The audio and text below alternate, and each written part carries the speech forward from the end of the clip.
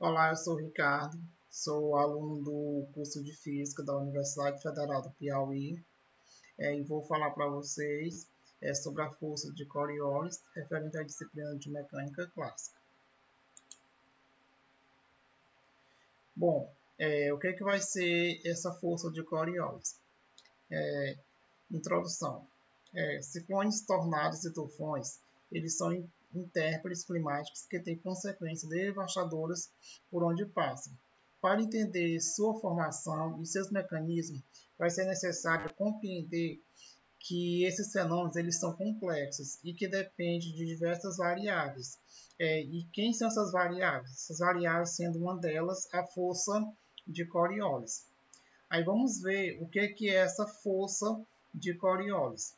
Ela é uma força fictícia que ocorre em movimentos rotacionais quando existem movimentos relativos ao referencial inicial. E ela pode ser entendida como uma componente suplementar à força centrífuga. Então, esse nome de força Coriolis, ela se dá ao engenheiro Gustavo Coriolis, que descreveu matematicamente essa força. Bom, força de inércia ou força fictícia. Então, para isso, a gente vai considerar esse seguinte experimento. Um líquido ele é depositado em um recipiente que se encontra apoiado em uma mesa, inicialmente em repouso, sendo que essa superfície do fluido ela está paralela à superfície da mesa, como a gente observa aqui na figura. Posteriormente, a mesa se movimenta com uma determinada aceleração. Nessa situação, é possível observar que a superfície do líquido dentro do recipiente se inclina a um ângulo em relação à mesa. Quando sua aceleração cessa e o recipiente é freado pelo atrito, a inclinação da superfície se inverte, como ilustra a figura abaixo. Então, aqui a gente vê a representação do experimento com o recipiente contendo o líquido. Força de inércia ou ainda força fictícia. Ela pode ser interpretada quando existe uma força que age na superfície do líquido, causando essa inclinação. Mas essa força não é resultado das forças gravitacionais ou eletromagnéticas. Ela existe devido à inércia do fluido, ao movimento relativo do fluido em relação ao recipiente. Logo, essa força ela pode ser chamada de força de inércia ou de força fictícia. A primeira lei de Newton garante que todo corpo continua seu estado em repouso ou de movimento retilíneo uniforme, a menos que seja forçado a mudar seu movimento por forças aplicadas sobre ele.